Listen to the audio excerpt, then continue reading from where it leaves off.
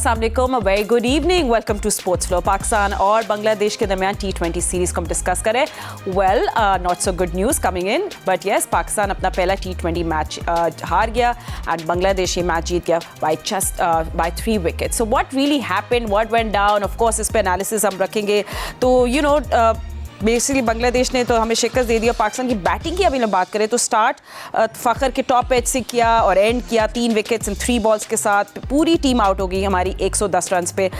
तस्कीन हफीज़ ने मिलके 5 विकेट्स लिए और मुस्तफ़िज़ ने 4 ओवर्स में सिर्फ 6 रन दिए। I mean just look at that score card. आई एक ओवर का इकॉनमी नहीं मैं आपको बता रही, 4 ओवर्स का टोटल, अनबिलीवेबल। एनीवे, फ़खर ज़मान की एक सोलो फाइट थी, but of course lot of criticism कि बहुत स्लो खेला, 44 ऑफ 34 और फिर of course that run out. और थोड़ा मैं जल्दी से क्विकली समराइज करी क्योंकि हमारे गेस्ट वेट कर रहे हैं। फिर ऑफ कोर्स फील्डिंग के ब्लंडर्स, मिस चांसेस, एक और मेजर कंसर्न था फील्डिंग। बांग्लादेश ने 3 रन आउट्स किए, पाकिस्तान ने रिडोय के 2 कैचेस ड्रॉप किए, हारिस ने भी मैच ड्रॉप कर दिया 3 बार। एंड ऑफ कोर्स बांग्लादेश की बैटिंग की बात करें, परवेज हुसैन ने चेस को लिटरली 8 बना दिया, 56 not out, 5 sixes. He was like, कहाँ है आपके बॉलर्स नवाज, अबरार? मैं बॉल उठा के स्टेडियम से बाहर भेजना और फिनिश शॉट जाकर उन्होंने दिया। 27 बॉल्स बाकी थे। Now you understand. So it was just not a loss.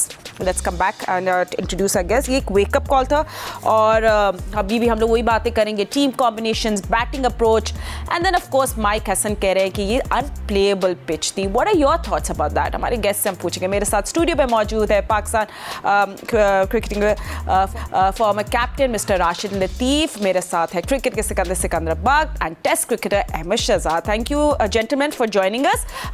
चले अहमद, आज आपसे शुरू करते हैं। I wanted to come to the पूरी बैटिंग के ऊपर करें and everything, but उससे पहले let's talk about what the coach has said. So Mike Hesson ने, क्योंकि मैंने बोला है कि pitch is not up to international standards, लेकिन बांग्लादेश ने 16 ओवर्स में 112 रन चेस कर लिए। आपके एनालिसिस में पिच का एक्चुअल बिहेवियर क्या था और क्या पाकिस्तान ने डिड वी ओवर एस्टिमेटेड या मिसरीड किया? देखिए, हमने 2 दिन पहले ही बोल दिया था कि मीरपुर का पिच किस तरह होने वाला है और बैट्समैन को किस तरह खेलना है। यहाँ पे आप 180 करने जाएंगे तो आप 125 भी नहीं करेंगे, यही अल्फाज थे हमारे, निकाल के देख लीजिए। वही हुआ, आपकी शॉट सिलेक्शन ठीक नहीं थी। आप रोल डिफाइन करते हैं कि यार आपके ये 2 प्लेयर्स हैं, ये अग्रेसर खेलेंगे, उसके बाद जब नीचे वाले अगर 2-3 आउट हो गए हैं तो सलमान अली आगा किस तरह खेलेंगे। मुझे सबसे ज्यादा दुख हुआ है सलमान अली आगा की, जो जितने भी उन्होंने खेला है, आउट होने पे दुख नहीं हुआ, लेकिन जिस तरह वो खेल रहे थे उनको पता होना चाहिए था कि ये कितने स्कोरों वाला पिच है और यहाँ पे उनको एंकर करनी थी इनिंग, जहाँ पे उन्होंने पहले तो वो बीट होते रहे, उसके बाद स्कूप करके वो आउट हुए। फिर हसन नवाज जब आए, मुस्तफिजर का बॉल जो है वो निकल रहा था, जिप हो रहा था, बीट हो रहे थे। बीट जब बंदा हो रहा है तो बजाय के वहां पे 3 आउट हुए हैं, सिंगले करें या थोड़ा सा टाइम लें, उन्होंने भी एक अटैकिंग शॉट मारा और वो चलते बने। फिर उसके बाद 2 रन आउट जो हुए, वो क्राइम है इन सारी चीजों पे। तो बिल्कुल कोई ऐसे मसले वाली बात नहीं है। मैच जीत होती है, जीत भी होती है, हार भी होती है। यंग टीम है, टीम ऑलरेडी दूसरों ने 9वें नंबर पे लाके खड़ी कर दी है, लेकिन शॉट सिलेक्शन पे बात होनी चाहिए थी। माइक हसन की जो आप बात कर रही हैं, उन्होंने जो बाद में आके प्रेस कॉन्फ्रेंस पे बोला है कि शॉट सिलेक्शन ठीक नहीं थी, तो मैच से पहले क्यों नहीं बोला कि यहाँ पे जब हम बैठ के आपको बोल रहे हैं कि मीरपुर में ऐसा खेलना है, ऐसा नहीं खेलेंगे तो ऐसा हो जाएगा, और वही हुआ जो हमने कहा था। तो ये चीजें पहले क्यों नहीं डिस्कस की? हसन नवाज ने ये शॉट क्यों मारा? सलमान अली अगर 2 आउट होने के बाद इस तरह क्यों खेलते रहे? तो ये चीजें अगर आप प्रोएक्टिव रहते हैं तो आप मैच हारते नहीं है। और याद रखिए, इस यंग टीम के साथ आपका जीतना इसलिए जरूरी है बिकॉज बहुत कैंपेनें चल रही होंगी इनको गिराने के लिए, जो कि बहुत बड़ी ज्यादती है।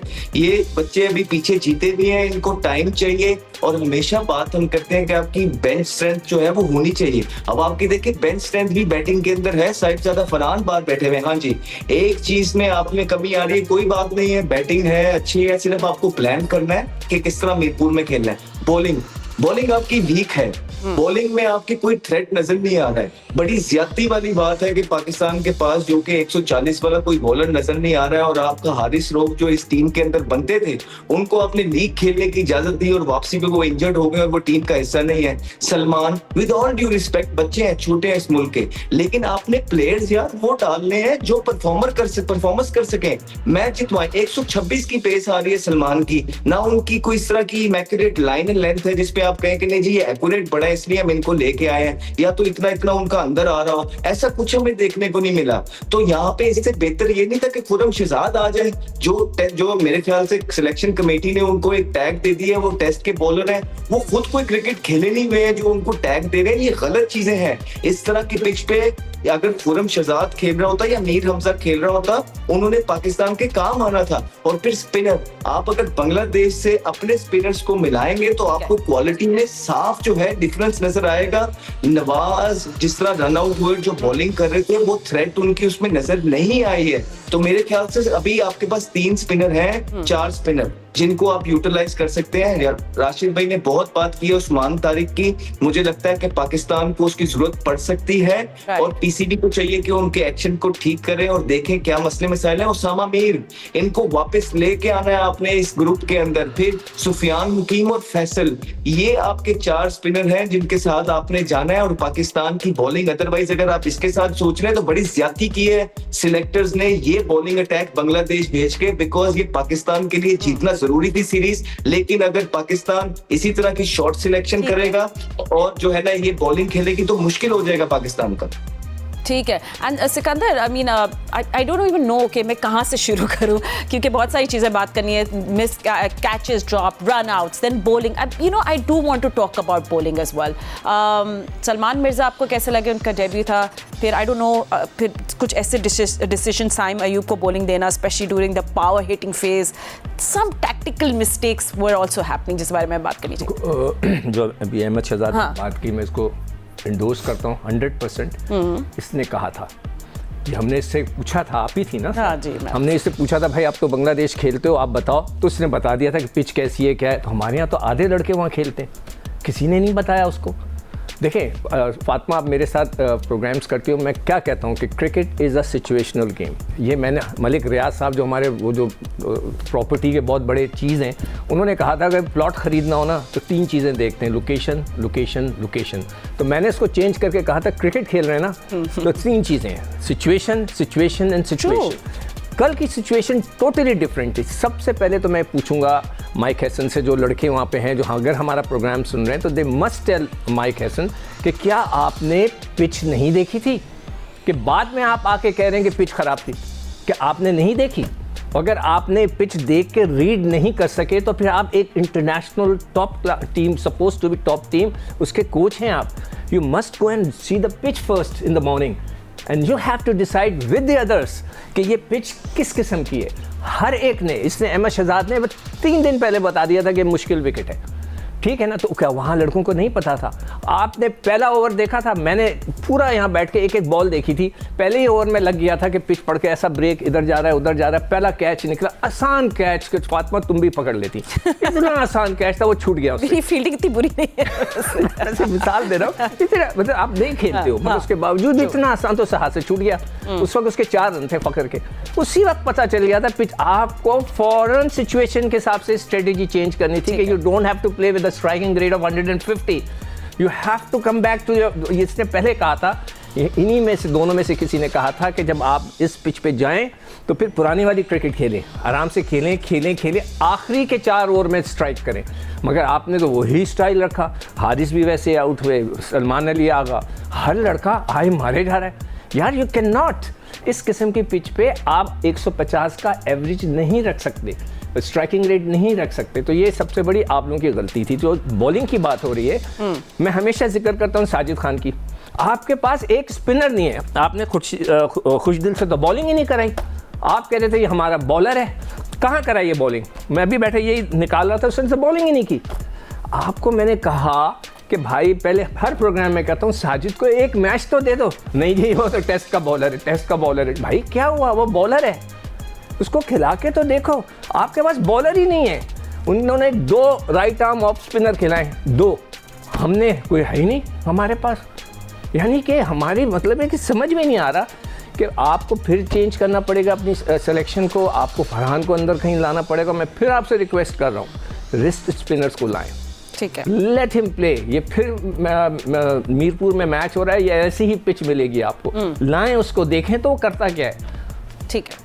राशिद भाई, आप you save the best for the last as well. Rashid भाई, हैसन की मैं अभी माइक हैसन की पढ़ रही थी, साथ साथ आप लोग बात कर रहे थे कि उन्होंने बोला कि फ़खर की जो अर्ली बाउंड्रीज है वो फॉल्स इंडिकेशन थी ऑफ द पिच। तो ठीक है, क्या पाकिस्तान ने अपनी बैटिंग अप्रोच पावर प्ले के बाद फिर क्यों नहीं एडजस्ट की? आई मीन वाई वर मतलब एडजस्टमेंट्स क्यों नहीं हो रही थी फिर? I think that's what we want to ask. देखिए, जब एक बात चल रही होती है ना कि पावर हिटिंग की बात चल रही है और हम बात कर रहे हैं मॉडर्न डे क्रिकेट की बात कर रहे हैं, स्ट्राइक फोर्स की बात कर रहे हैं, तो जहन में आपकी टोटली हिटिंग आ गई है, ज्यादातर हिटिंग आ गई है। और हिटिंग हम उनको सिखा रहे हैं जिनका डिफेंस कभी रहा ही नहीं। डिफेंस पहले आना चाहिए। जो भी क्रिकेट खेल रहा है, किसी भी फॉर्मेट में खेल रहा है, उसका डिफेंस अच्छा होना चाहिए। अहमद तीनों फॉर्मेट में सेंचुरी की है इन्होंने, ओपन गए, डिफेंस ठीक था जब तो सेंचुरी की है ना। जाके पहली बॉल पे टांग रख के मारने वाले प्लेयर बहुत कम होते हैं, वो सर रिचर्ड ही थे ना जो मारते थे। ये जो टीम देखें आपने, ये जो पिच की कंडीशन है, इसमें प्लेइंग 11 फिर अगर माइक हैसन तो रोजाना ग्राउंड पे होते हैं, हम तो टीवी पे बैठते हैं, अपनी तैयारी डिफरेंट तरीके से करते हैं। उनकी तैयारी नहीं थी। ये कज़ाफी स्टेडियम पे प्रैक्टिस पिचेज जो हमारी, अगर मैं अपना टाइम देखता हूँ या अहमद या सिक्कू भाई अपना टाइम देखते हैं, तो मोस्टली हमारी प्रैक्टिस कज़ाफी स्टेडियम की सेंटर पिचेज पे होती हैं। वो बहुत अच्छी पिचेज हैं और वो बैट पे आती है। थाइम अयूब ने कल फ्लिक किया है उधर या तो पिकअप शॉट किया है, वो कज़ाफी में बाहर जाता है। यहाँ पे स्लो आएगी बॉल, जब आप यहाँ से ये फ्लिक करोगे या पिकअप शॉट करोगे, वो हाथ में गई है, वो आउट हो गए। और शॉट सिलेक्शन क्या है, आपको बॉल का पता होगा ना कहाँ आएगी। आपको बॉल का अंदाजा ही नहीं है कि थोड़ा सा बाउंस ज्यादा था या स्लो थी तो उस पर आप क्रॉस हिट नहीं मार सकते। फिर आप कि जो बैटिंग ऑर्डर था ना, उसमें फिर सलमान अली आगा नंबर 3 आते, वो टेस्ट मैच और वनडे का गुड प्लेयर है, उसको हिट नहीं मारनी थी क्योंकि वो इतना बोल के गए थे ना मीडिया में, हम गेम को चेंज करेंगे, हम मॉडर्न डे क्रिकेट में। सिक्कू भाई ने बात की सिचुएशन की, मैं इसमें और बात करता हूँ कि कंडीशन बहुत जरूरी होती है। पिच की कंडीशन ऐसी नहीं थी कि आप बगैर देखे मारो, आपके सामने शॉर्ट ऑफ लेंथ बॉल हुई और हारिस ने मारी और सीधी हाथ में गई है। नहीं, ये पिचेस वो नहीं है, इसमें आपको एक स्कोर लेके जाना है। और ये बात अहमद और सिक्कू भाई भी कह रहे हैं कि आपको पता है कि यहाँ पे 140 रन करने में 130 करने, वो मार के नहीं होंगे, या तो छक्के लगेंगे आखिर में या तो आप रोटेट करोगे, स्ट्राइक 1-2 पे रखोगे, बीच में बाउंड्री लगेगी। तो ये मेरे ख्याल से गलती की है उन्होंने। बॉलिंग तो हमारी देखें स्टॉक बॉलिंग है, यहाँ पे विकेट टेकिंग बॉलर्स चाहिए। यहाँ पे आपको ओवर में 2-2 विकेटें भी मिलेंगी अगर आपके पास हारिस हो, शाहीन हो या नसीम हो, विकेट टेकिंग बॉलर चाहिए। ये स्टॉक बॉलर है सारे, एक अबरार के अलावा सारे स्टॉक बॉलर है ना, स्पिनर हो या पेसर हो। ये 20 ओवर में रन बचाने वाले बॉलर हैं, तो रन बचाने वाले बॉलर आपको दूसरी इनिंग में मैच नहीं जितवा सकते। तो यही फर्क है हमारी टीम में उनकी टीम में। हाँ, कंडीशन हम एक दे देते हैं उनको कि कंडीशन डिफरेंट है, पाकिस्तान की डिफरेंट है। त्रिनीलम जीते, वहाँ बांग्लादेश को सपोर्ट कर रही है पिचेस, उनको पता है कि कैसे खेलना है, तो यहाँ पे एडवांटेज जाता है। बिल्कुल, वो तो कह भी रहे थे उनके प्लेयर्स कि we could have scored 150 160 on this pitch. I mean confidence था। Still 4 overs were left. Yeah. Anyway, we'll take a short break, but don't go anywhere क्योंकि हम लोग बॉलिंग की बात कर रहे थे and of course our middle order as well. बहुत सारे सवाल है नेक्स्ट मैच के लिए क्या प्लानिंग करनी चाहिए, हमारे एनालिस्ट आपको बताएंगे, but after short break, don't go anywhere.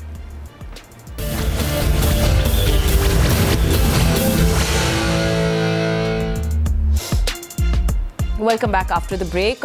थोड़ी से बॉलिंग पे भी हम लोग और थोड़ी डिटेल में बात कर लेते हैं। राशिद भाई, आई मीन मैं एक तो कंसर्न फील्डिंग का भी है साथ साथ, आई मीन वो तो एक डिफरेंट एक सेगमेंट होना चाहिए उसके ऊपर जो हमने कल देखा। बट यू नो ऑल्सो जिस तरह हम देख रहे थे बांग्लादेशी बैटर परवेज जब वो बैटिंग कर रहे थे, ऐसा लग रहा था कि बॉलर्स के पास उनके पास कोई जवाब ही नहीं है। आई मीन क्या किसी को उनका वीक पॉइंट नहीं समझ आ रहा था, यू नो वो क्या है, पेस के खिलाफ वो करेंगे या स्पिन के खिलाफ, बट उनको बैटिंग करनी थी। ऐसा लग रहा था वो एक डिफरेंट पिच में बैट कर रहे हैं। नहीं, ऐसा होता है कि जब बैटिंग को हमें प्रॉब्लम हुआ क्योंकि नई पिचेस थी, यहाँ इतना खेले हुए नहीं है हम लोग, मुश्किल होती है। बॉलिंग में भी वैसे ही मुश्किल होती है, आपको लेंथ देखनी होती है, आपको बॉलिंग का मेथड देखना होता है। मैं बहुत जमाने पहले नेथन लॉइन का एक इंटरव्यू था, वो श्रीलंका की टर्निंग पिचेस के ऊपर फ्लॉप होके गया था। तो उससे पूछा कि टर्निंग पिचेस पे आपको क्या हो गया, बोलता है हमारा ऑस्ट्रेलिया का मेथड डिफरेंट है बॉलिंग करने का, हम लोग की रिलीज डिफरेंट है, यहाँ पे मार के करनी पड़ती है, एक तरह थ्रो करके मार के करनी पड़ती है, तो वहाँ ज्यादा चांसेस तो ब्रेक होने का। तो ये सीखने का अमल है। क्या इनको पता है कि हर पिचेस पे डिफरेंट मेथड होता है, फास्ट बॉलिंग हो या स्पिन हो, आपकी लेंथ वेरी कर जाती है, लेंथ कौन सी होनी है। अगर इन्होंने लेंथ अपनी T20 PSL वाली रखी है तो आपको कामयाबी नहीं मिलेगी। यहाँ पे जब आउट, जहाँ पे सीम हो रही है ना बॉल फास्ट बॉलर की या ब्रेक हो रही है, तो आपकी ऑटोमेटिकली लेंथ आगे चली जाती है, आप डिसीव करते हैं एयर के अंदर, स्पिन हो या पेसर हो, तो आगे बॉल करेंगे, वहां थोड़ी खिंची हुई बॉल होती है, जो मूवमेंट होती है वहां पे आउट। ये करते स्ट्रोक बॉलिंग। इनकी जो ट्रेनिंग हुई है ना 2-3 सालों से PSL में, और जो सिखाया गया है, क्योंकि हमें बहुत आला मेयार के कोचेज थोड़े टाइम के लिए मिले, बाकी कोचेज भी स्ट्रोक वाले हैं ना बिल्कुल। तो मेरे ख्याल से इनको तवज्जो देनी है कि किस पिच पे कैसे बॉलिंग करनी है, मेथड डिफरेंट होता है। और जैसे अब टेस्ट या वनडे में ग्रीन पिचेस पे बॉलिंग की जाती है जहाँ मूवमेंट है, तो T20 में भी आप वहीं पे बॉलिंग कर रहे हैं थोड़ा खिंची हुई, तो फायदा होगा। ठीक है जेंटलमैन, पे let's move on to the next chapter, और वो नेक्स्ट चैप्टर है दूसरा T20 मैच। सिकंदर, आप बताएं अब क्या करना है आप अपने दूसरे T20 मैच में? आई मीन फिर वापस चेंजेस, ये वो क्या स्ट्रैटेजी की बात है कि हम ये बात करेंगे जी बॉलिंग, उस्मान तारिक की बात हो रही है, अभी मैंने निकाला, he is 41 years old, 41 Pakistani standards, तो you can just imagine.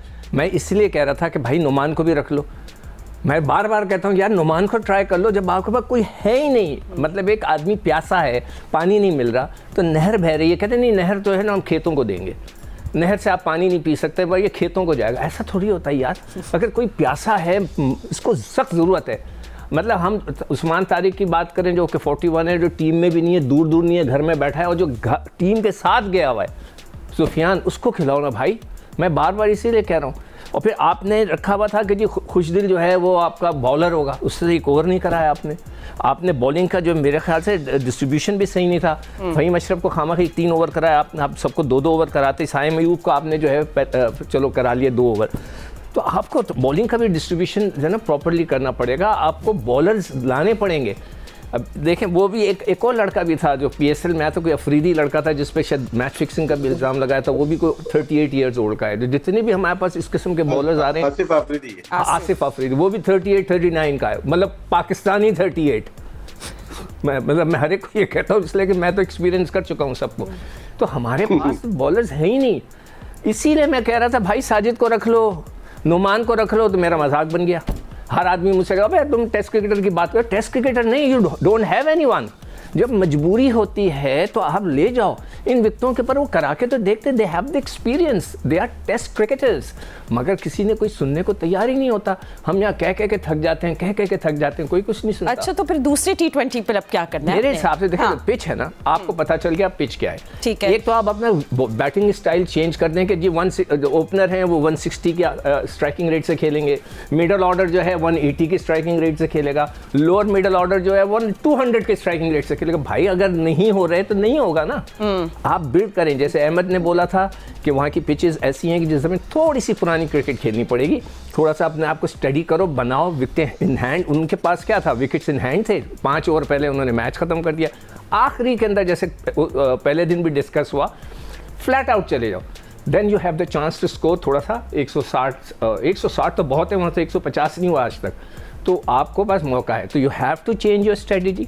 Okay, जो लोग सुन रहे हैं वो प्लीज़ माइक हसन साहब को बता दें, आई एम श्योर आप लोग देखते होंगे प्रोग्राम, कि भाई please change your strategy, go and look at the pitch कि पिच कैसी है, अगर ख़राब है तो फिर अकॉर्डिंगली खेलें। ठीक है, ये ना कहें कि बाद में आके पिच का स्टैंडर्ड अच्छा नहीं था, that's mean you are not a good coach. आपको जाकर पिच को रीड करना है। अगर आप you can not read a pitch और आप मैच के बाद बोलें कि पिच का स्टैंडर्ड अच्छा नहीं है और आपकी टीम हार रही है और आप आके कह रहे हैं दैट इज़ रॉन्ग। ओके, चले सही है, ठीक है। तो Ahmed, I think that's Sikandar की बात को आगे लेकर जाते हैं। You know the conditions now, you know the pitch, you just have to make the right decisions tomorrow. तो सेकंड T20 के लिए what do you say? And I think again overcast conditions हैं, I just want to confirm that. जी बिल्कुल, toss है, toss भी vital हो रहा है बांग्लादेश के अंदर। उसके बाद काम करना है कि रोल डिफाइन करने हैं कि किस प्लेयर ने किस तरह खेलना है। हमने पहले भी बताया था, अभी फिर बता देते हैं कि विकेट्स इन हैंड रखें। फिर विकेट्स इन हैंड होती हैं तो फिर होता ही है कि फॉर एग्जांपल कोई लेफ्ट आर्म स्पिनर आया है और आपका लेफ्टी खेल रहा है, 13वां 14वां ओवर है, 12वां ओवर है, तो उसको फिर 20 कर दें, उसको कर दे 40 पे। आप pick and choose your bowler जिसको आपने अटैक करना है। नंबर 1 ये है। नंबर 2 ये है, बॉलिंग के अंदर देखें, I am a big fan of पूरा बैट्समैन पूरा बॉलर। मुझे ये आधा तीतर आधा बटेर वाली क्रिकेट समझ नहीं आती है। जिस तरह अभी आपने बात की है कि इतने सारे बॉलर्स हैं, किसी को बॉलिंग मिली किसी को नहीं मिली, आप क्या करना क्या चाह रहे हैं? आप प्रॉपर बॉलर को खिलाएं, प्रॉपर बैट्समैन को खिलाएं और उनके साथ आप अंदर जाइए। एट द सेम टाइम ये है कि calling running between the wicket, आपके नॉट फॉरगेट के 111 जो आपने किया है उसके अंदर आपका नवाज भी जो है रन आउट हुआ है और फखर जमान जो अकेला प्लेयर था जो अच्छा खेलते हुए नजर आ रहा था, इम्प्रोवाइज कर रहा था, वो भी जो है। तो फिटनेस और कॉलिंग जो है ये बहुत ज्यादा इंपॉर्टेंट है, रनिंग बिटवीन द विकेट। फिर एट द सेम टाइम आपकी जो एग्जीक्यूशन है, आपके कुछ बॉलर कल बॉलिंग कर रहे थे तो उन्होंने 2 बॉल बीट किए, आगे से यूं बाउंस हो गया तीसरा बॉल, और ऐसी सिचुएशन होती है बैट्समैन डरा होता है कि यार अब अगला बॉल क्या होगा, मैंने किस तरह खेलना है। उसने आगे स्लो बॉल कर दिया और पैरों में अपने स्लो बॉल मारे, उसने चौका मार दिया। तो ये नहीं, गेम अवेयरनेस वो कि भाई इस टाइम बैट्समैन क्या सोच रहा है, विकेट में क्या हो रहा है, मैंने यहाँ बॉलिंग करनी। राशिद भाई ने बड़े अच्छे तरीके से एलैबोरेट किया है कि किस तरह जब टर्न हो रहा होता है आपकी लेंथ क्या होती है, और जब बाउंस हो रहा होता है, सीम हो रहा होता है, आपकी लेंथ क्या है, आपने अपनी लेंथ पे काम करना है। और हार जीत डजंट रियली मैटर। हम प्लेयरों को अभी भी कुछ नहीं कह रहे। मेरा ख्याल है कि ये टीम मैनेजमेंट की गलती है और सिलेक्टर्स की गलती है कि जिन्होंने ये बॉलिंग अटैक भेजा, और टीम मैनेजमेंट ने जो इतने ऑलराउंडर भर दिए। और फिर हेसन ने जो आके he said after the game in post match ceremony, he said that short selection wasn't on. Then it was his duty, Mike Hazen duty, to make sure to tell the players that boys, this is how the pitch look like and that's how we're going to play. He should identify the role of the players and make sure that we play according to the situation, like Sikhu said. So I think these are the things we need to do in the coming game, and hopefully Pakistan wins and come back in the series and make sure we tie the series 1-1. Yeah, absolutely. And win and loss is just part of the game. It's just how you win and how you lose. It matters. Yeah. But Rashid bhai, I think last question आपसे पूछ लेते हैं. I mean, आपको consider करेगी Pakistan team या management shuffling the batting order perhaps tomorrow? ऐसी pitches पे सलमान को ऊपर आना चाहिए. वो I agree. मार के नहीं खेले. और फिर हुसैन तलत फर्स्ट क्लास खेला हुआ है, उसकी डबल सेंचुरीज भी है, वो पीछे लेके आए उसको, वो गेम को लेके चल सकता है. क्योंकि यहाँ पे सिर्फ मारने वाले प्लेयर्स नहीं चाहिए. आप किसकी जगह आएंगे वो खुद मैनेज करें. हुसैन तलत एक सीजन प्लेयर है, बहुत फर्स्ट क्लास खेल रहा है और लाइक 12 साल से खेल रहा है. सलमान अली आगा, 2 ऐसे प्लेयर हैं. फखर को तजर्बा बहुत हो गया उसके पास है. बाकी जितने भी हैं वो स्ट्रोक्स प्लेयर है, वो किसी वक्त भी बाहर आ जाएंगे. लेकिन एक एंड पे एक ऐसा प्लेयर होना चाहिए जो स्ट्राइक को रोटेट करे और एंड तक जाए. डीप जाना पड़ेगा यहाँ पे 10 ओवर में या पावर प्ले में गेम खत्म नहीं होगा. शफलिंग की जरूरत है और एक आध चेंज की भी. अच्छा, चेंज, चले ठीक है, उस पर बात करेंगे. कल भी आप शो हम लोग कंटिन्यू करेंगे and will talk about this. But जैसे आप कह रहे हैं कि परहैप्स एक स्टेबलाइजर को आप ऊपर भेजें जैसे Salman, to really stabilize the innings and maybe Nawaz as well actually. But anyway, let's see कि कल क्या होता है. Good luck to the boys and thank you so much gentlemen for joining us. Will see you. अल्लाह हाफिज़.